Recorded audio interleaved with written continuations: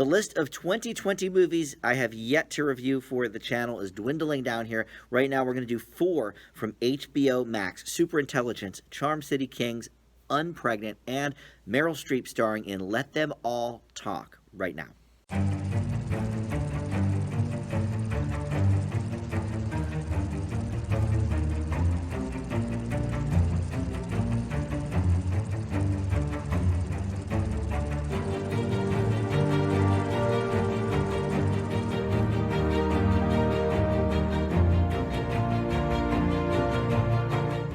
Hey everybody, Dan here, and this is Dan Reviews It. Welcome to my HBO Max 2020 review. We already took care of a couple of the original HBO Max films on other reviews. I did a standalone review for Wonder Woman 1984. I did The Witches. I did An American Pickle with Seth Rogen, but we've got 4 that I still have yet to tackle, so we're going to talk about them all right now in this video. Let Them All Talk, Superintelligence, Charm City Kings, and Unpregnant. Before I get into that, though, if you are new to the channel, I would love to have you subscribe to it, so please consider hitting that subscribe button below. Hit that little bell, too, if you like these movie reviews and my TV reviews and all that kind of stuff, and then you can get notified whenever I do put up a new video. And also, please comment below. Let me know what you thought of any of these movies. What HBO Max movies are you looking forward to in 2021? Let me know that as well. So, like I've been saying here, the last few movie videos I've done, I'm kind of going to be cranking out several movie reviews here in these next few weeks that are from 2020 movies that I just had not seen yet. My list is, I think, up to about 132, but I usually like to hit at least 150 movies every year, so there will be plenty more coming. I have many in the works that I want to watch, but right now, kind of nailing the streamers as we go along. We did a Disney Plus video yesterday, and now today it's an HBO Max video. So here we go with these movies. We're going to do them in sort of the order of release, but starting with the newest and working our way backwards. So the newest one came out in December, and that is Meryl Streep starring in Let Them All Talk. This is a movie directed by Steven Soderbergh. Meryl Streep here plays a famous author called Alice Hughes. She is a huge name in the book industry, a Pulitzer Prize winning author working on her latest manuscript, but everybody's hoping it's going to basically be a sequel to her best known work called You Always / You Never. And she also does not want to fly. She's afraid of flying. She's unable to for health reasons or what have you. So her publicist gets her a transatlantic ride on the Queen Mary 2. And her agent Karen here is played by Gemma Chan, who I'm not super familiar with, but there are a lot of familiar names and faces in this film because coming with them on the cruise is her nephew, Tyler, played by Lucas Hedges, and then also we've got among her friends, Diane Wiest and Candice Bergen all along for the ride as well. And there's also another famous author that sort of pops his head up maybe like halfway through the movie. It's fictional, so it's not like Dean Koontz or something, but his name is Kelvin Krantz. And actually, I think it might be a Dean Koontz kind of knockoff because the last name starts and ends with a K and a Z. Dean Koontz, Kelvin Krantz, I don't know. But anyway, he's played by Daniel Allgrant, and basically Alice sees him as sort of a hack, sort of doing these dime store paperback novels, about spies and stuff, whereas she finds her work to be, cream of the crop here. She really is, above it all, her and her Pulitzer Prize.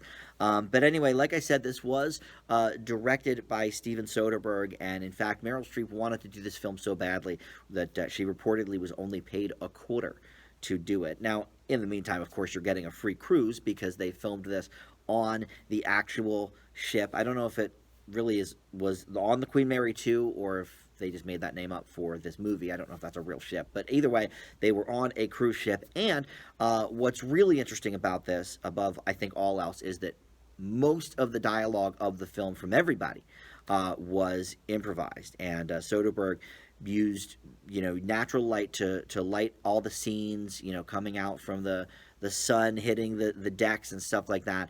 And the only real equipment other than the cameras themselves that were brought on the Queen Mary 2 were for some sound mixing, and that was it. Other than that, this is a sort of just, here you go, lost at sea, go to town. And I imagine in the same sort of vein of Curb Your Enthusiasm and things like that that are largely improvised, I imagine they probably had sort of missions for these characters and the arcs for them to go on, etc. But the dialogue within the scenes is almost entirely improvised, which I think is very impressive because these are not people who are known for their improvisational skills. I mean, look, Meryl Streep is a wonderful actress. She's charming on talk shows and what have you, but most of what we know her best for is reading off the written word.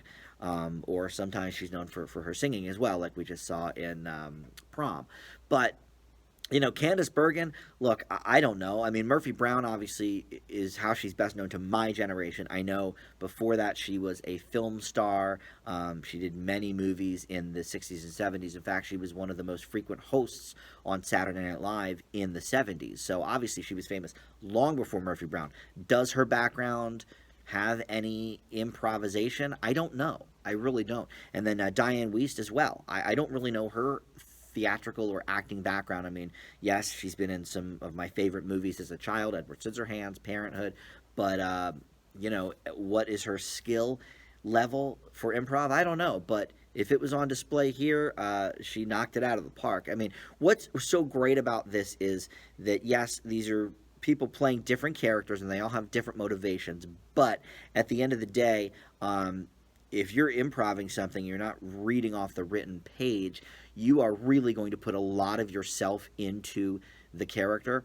And I think everyone here did a great job here.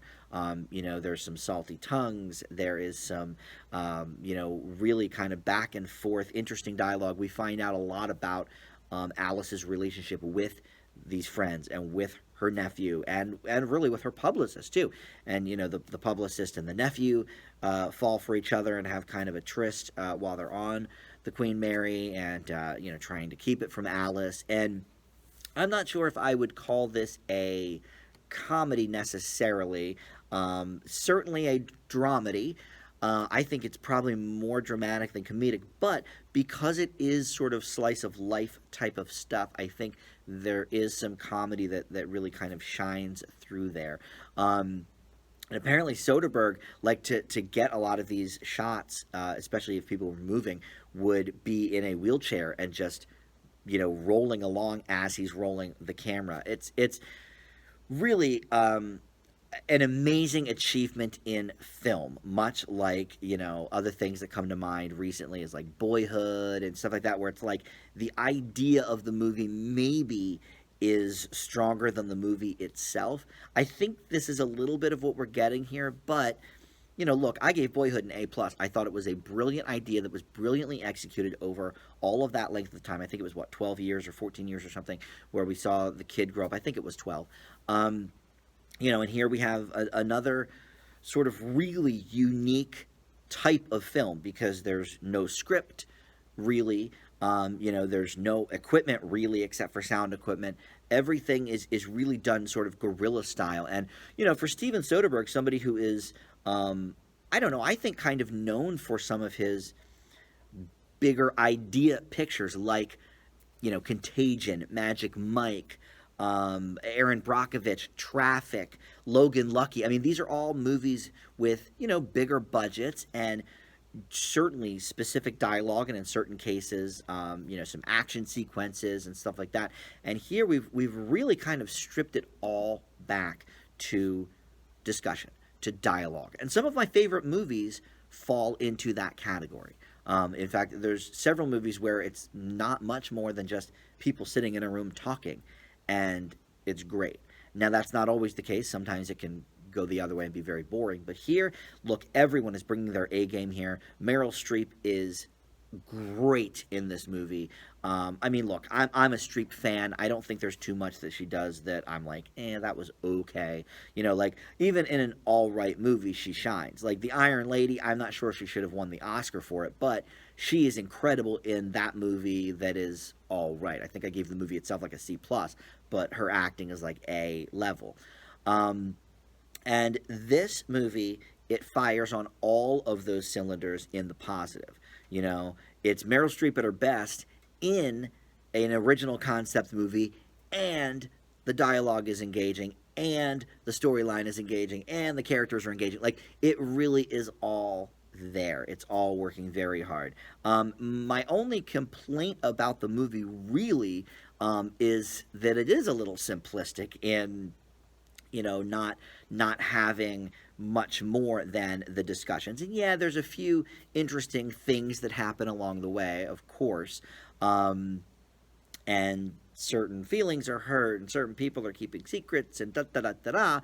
But, all of that stuff is fairly stock, I think. It's more how they play it off, how Soderbergh directs it, that really makes it all come together. But for me, this is probably one of the best films of the year. I haven't really sat down and penned my top 10 or anything yet, but I would say this might be a contender for it. I give Let Them All Talk an A.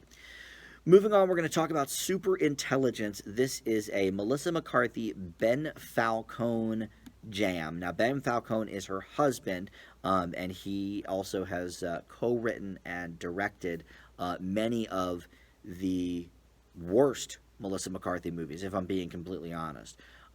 Tammy, Life of the Party, and The Boss, which are three of her very, very more mediocre films, if I'm being honest. When I think of Melissa McCarthy's best films, at least comedically, obviously, I think really her best film, well, is probably still Bridesmaids, but Can You Forgive Me, or Can You Ever Forgive Me, I think it's called, was an A+.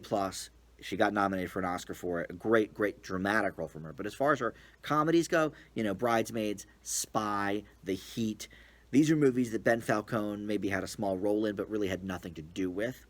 And I think, to be honest, they're the better for it. I'm not sure what exactly his deal is with sort of writing more subpar material for her, but this movie falls in line with that, for a little bit of a spoiler for my grade. But basically, she plays Carol Peters, who is just a basic person, the most basic person out there, which is why she is picked for this sort of secret artificial intelligence program that they're looking for just somebody incredibly ordinary, and James Corden voices it, and it's sort of not quite fourth wall breaking, but it's James Corden as James Corden, but it's more of a James Corden voice, because they even, when she tries to figure out, wait, you're James Corden and you're in my home right now, da da da da da, via it's like an Echo or Alexa type of thing, and that he can communicate with her, and he pulls up the TV, a picture or a video of James Corden like brushing his teeth. He's like, oh no, this is what the real James Corden is doing right now. I'm just, evoking James Corden to give you a voice that you're familiar with. She's apparently like the fan club president of the James Corden fan club or something. But anyway, so he takes her on a journey to figure out basically what makes humans tick, to study humans, and all the while he is really upping the ante of what he can do for her. He erases her student debt. He gets her a new house. He puts $10 million in her bank account. And all the while she is unemployed, so this is all just kind of a godsend to her. And she's also sort of mourning the loss of her ex, Bobby Cannavale, who broke up with her. He plays George Churchill here. And so the James Corden superintelligence voice attempts to get the two of them back together as well, to give her, the one thing she wants more than anything. And she can tell people about this. She doesn't have to keep it a secret. So she does, and goes and tells everybody. Brian Tyree Henry plays one of her best friends, Dennis. And we have a lot of other people in the FBI and Homeland Security departments as well that are sort of realizing about this super intelligence and studying it to see, okay, what are its goals here, what are its missions, and we see people there such as Gene Smart, Sam Richardson, and Ben Falcone himself plays an NSA agent. So look, as I sort of stated up front, this is one of the more middling of the Melissa McCarthy films. It is right along in those same lines of Life of the Party and Tammy and the Boss. I gave those all between like a C plus and a C minus. I think maybe a B minus for one of them, maybe, but they were all sort of really in that very average range, and that's exactly where this falls. And the reason is simple: it just falls under all of the same elements that those do. It tries too hard to be sort of slapsticky and silly. It does not give us characters that we can necessarily get behind or fall for. And look, Melissa McCarthy is a funny actress with the right material. Like, for example, Mike and Molly, I didn't think was that great of a show, but she did great television work on some other things, like Gilmore Girls, for example. So I think Melissa McCarthy is talented, and of course she's one of the best SNL hosts of the 21st century for sure. She always knocks it out of the park when she hosts SNL. So I think it becomes a matter of what material she's given. And yes, she improvises some things, but I think that's more in a Judd Apatow or Paul Feig type film like Bridesmaids, This Is 40, than it is here, where, you know, she's kind of sticking to her husband's script, and of course she probably doesn't want to, like, mess with his words too much because he's the husband, and I you know, he's giving me work here. I don't know. I don't know what their dynamic is. And look, Ben Falcone seems like a very nice person. His scene in Bridesmaids is one of my favorites when they're up on the airplane. But like, I don't think this guy is that adept at writing comedy films. So that's number one, and most importantly. But number two, I didn't really care much about the relationship stuff. Her and Bobby Cannavale, they worked together in Spy, so they have a little bit of a history together, and the chemistry is fine. That's not the issue, but it's just such a watered-down, bland courting that it was almost irrelevant. Like, the main story to me was the whole NSA thing and how what is the superintelligence? What does it really want? And, why are we studying it? And why is it studying Melissa McCarthy? And, the dynamics of that. And I think there was a lot of laughs to be mined there as well. And that's really where we get, I think, the only funny parts of the movie. And the movie does have funny moments. There's no question about that, much like all of the other movies I mentioned. Tammy, I didn't really like it, but it did have some funny moments. The ratio is not nearly as good as something like a Bridesmaids, but it was still there. And I laughed several times in this movie. I'm not going to deny that. But because of everything else, this definitely falls in line with that sort of more average grade. So I'm going to leave Superintelligence with a C. Next, we're going to talk about Charm City Kings. This is actually based on a documentary that came out a couple of years ago, I guess, called 12 O'Clock Boys. And this is a sort of fictionalized version, I guess, of that, but kind of based on that. And essentially, this is about this 14-year-old kid who goes by the name of Mouse. I don't know if that's really his name or if that's just sort of his nickname, but that's the only thing he goes by in this movie, Mouse.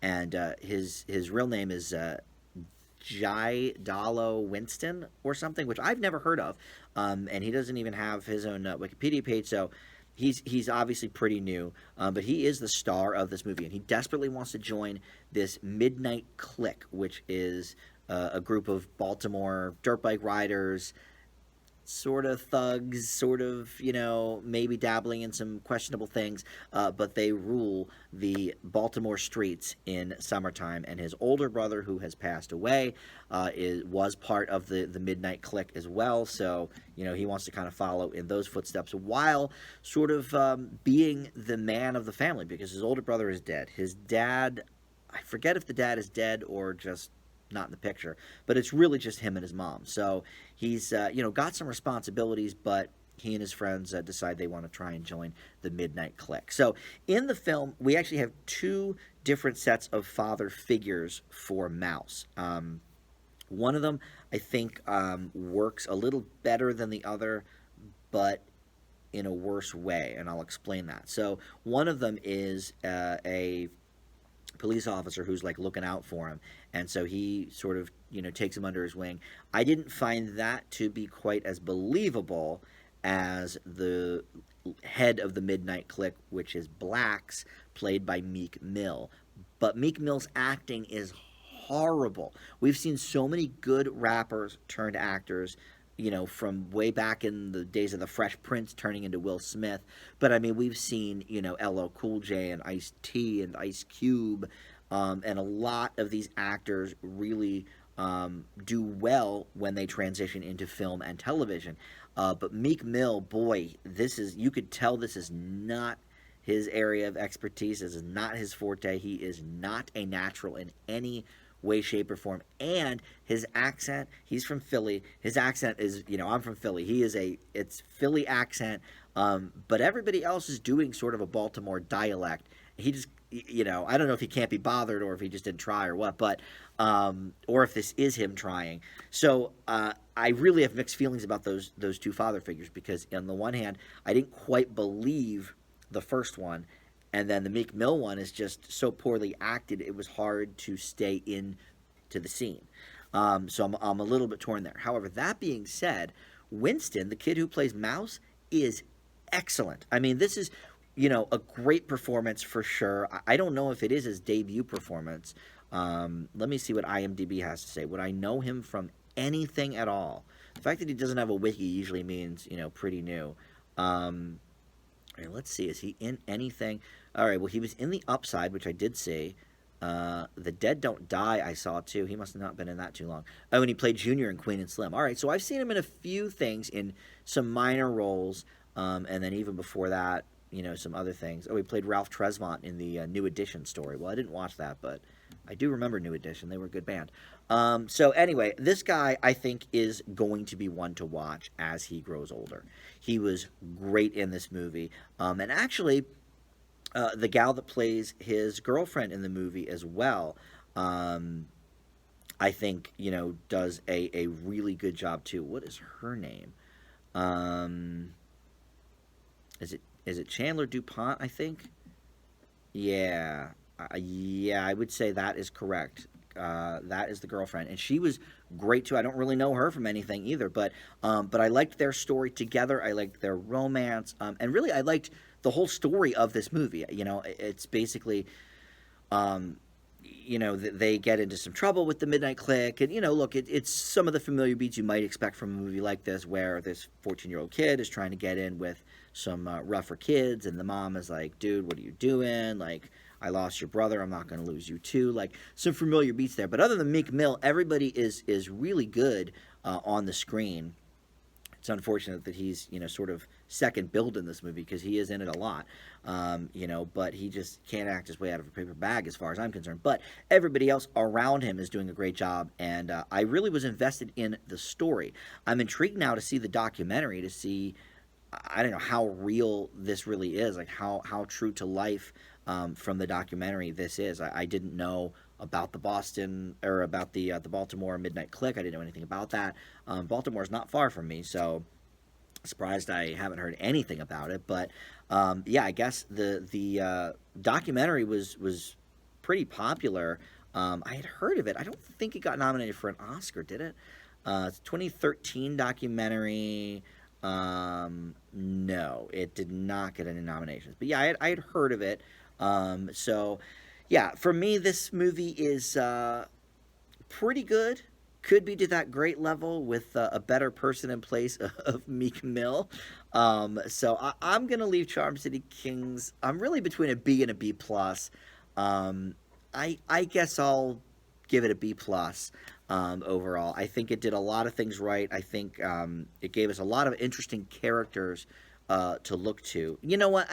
I'm actually not. I'm going to leave it with a B, because the two father figure stories, in their own ways, neither of them really matched what I wanted. Like, the story with the cop was just a little bit not believable, and then the Meek Mill one was just so badly acted. So I think a B maybe is probably better, but I think this is one to check out. I mean, I really do. I recommend it. But I guess a B is probably a more fair grade for this film.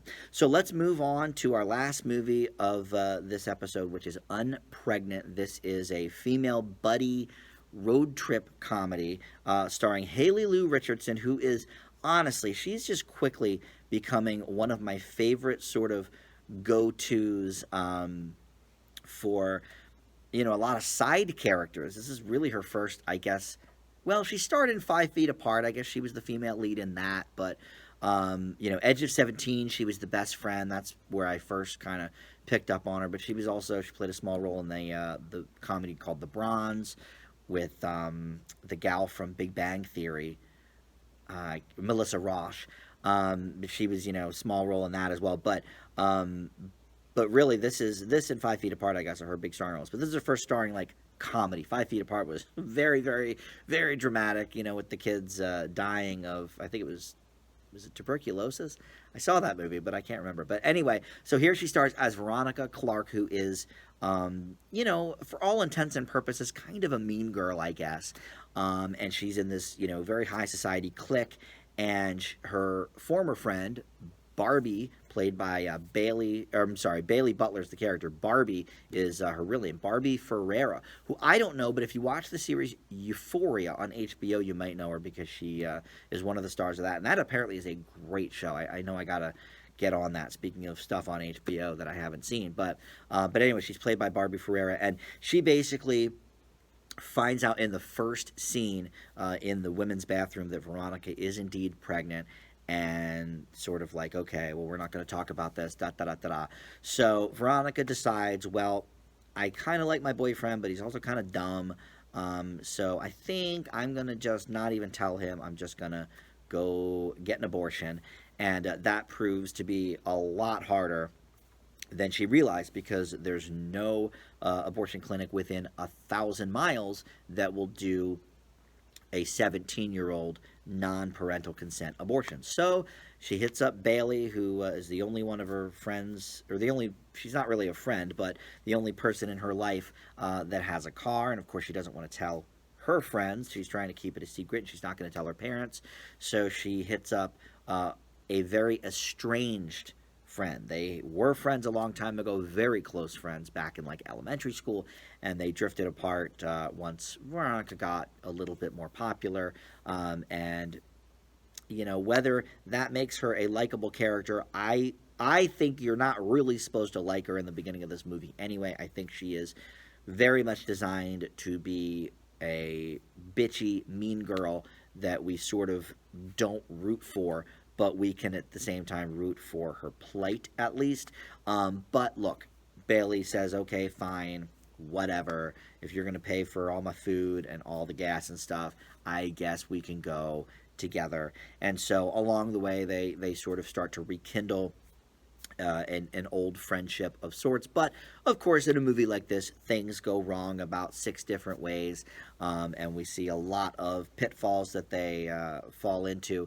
We do, however, because of that, get a great supporting performance for about 3 or 4 scenes from Giancarlo Esposito, who, if you don't know by name, you certainly know his face. He's been on probably 100 different things, but he plays Moff Gideon in The Mandalorian. He plays on Better Call Saul and Breaking Bad, I guess, before that, as Gus.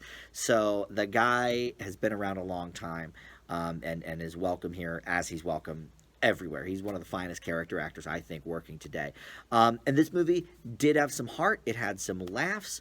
I think the whole trope of, like, whatever can go wrong will go wrong is, maybe a little bit overdone for a road trip movie. But I genuinely believed the estrangement of the girls, and sort of as they were reclaiming themselves.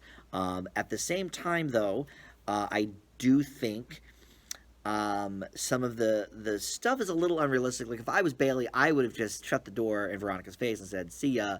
but then you have no movie, so okay, fine, you had to relent. But I think Bailey is way too nice in this movie to Veronica, to be honest. I mean, look, I've definitely had friends that have left my life, in the last 5, 6, 7, 8 years. And if they were to come to me and needed a favor, I guess there's a couple I would be like, okay, but a favor like this, I don't know if anybody would get that treatment from me. I'm not sure, but either way, the chemistry is good there. It reminded me a little bit. The writing, it's not nearly as sharp as Booksmart, but their sort of camaraderie and the fact that it's two female leads. They're 17, 18 years old, seniors in high school. Reminded me of Booksmart in that sort of like vein of, do we need to stay in the boxes that we've sort of created for ourselves in high school, or can we branch out? So it has, shades of that. If you liked Booksmart, this is not as good. Go into it knowing that, but still pretty decent, in that kind of vein. The biggest issue, I think, for some people will be the abortion part of the plot. I mean, if you are a pro-lifer and you can't even imagine anybody having an abortion or being on board with it or being okay with it, I think this is one to probably just avoid altogether, because that is the crux of the movie. I mean, yes, their friendship, I guess, is the crux of the movie as well, but the reason for their friendship reemerging is the abortion. So I think that may certainly turn off a lot of viewers. It wasn't an issue for me. I am pro-choice. I think, a woman's right is her own. But look, I don't do politics on this channel, so, there's no need to get into that. But for me, it wasn't off-putting. But I will say, if you are, hardcore pro-lifer, I don't think, not only will you not enjoy this movie, I think it will like probably anger you. But look, I think this is a movie that we certainly need. This happens to a lot of girls. It certainly does. And look, I think there's enough movies out there like Juno, where the gal decides to, put the baby up for adoption, but still have the baby and stuff like that. I think there's room for everybody at the table. I'm a fan of, most sort of opinions and beliefs in film. I really am. So it was not off-putting for me, but maybe for some. So overall, I really did enjoy it. I don't think it's as good as Booksmart. That was certainly one of the highlights of, was that just last year? God, 2020 is so, well, not last year, but 2019 last year. 2020 was so long, it's hard for me to remember what came out in 2018 and what came out in 2019. I feel like Booksmart was 2019, though, wasn't it? Anyway, it doesn't matter, because we're talking about Unpregnant. I think this is slightly less good than Booksmart, but still had a lot of the same elements that made that film work. So I'm going to leave Unpregnant with a B. So that's it for the show. Those are my HBO Max reviews. We're now done. We're closing the book on 2020 for HBO Max. We've closed the book on 2020 for Disney Plus, but there's a bunch of Amazon stuff still to get to. I keep talking about this Small Axe series that Steve McQueen did, and also the Blumhouse Halloween horror movies. I'd like to tackle those as well. And then, there's just a bunch of stuff on demand and a bunch of stuff on Netflix that I haven't got to either. So, and I want to do another documentary review video too. My documentary reviews never really get a whole lot of views, but that's okay, because I want to still watch all these documentaries. So there's a list of that I have too. So I think in the next 5 or 6 weeks, I usually give myself like mid to late February as the cutoff. Usually my cutoff for watching the year before's videos is Oscar night, but the Oscars aren't until April this year. I'm not going to wait that long. So I will hopefully wrap everything up within the next 5 weeks or so, and then we'll move on to our 2021 releases, whatever they may be. Not sure what's even coming out at this point in 2021. But anyway, thank you for watching, and we'll see you back here next time. Bye.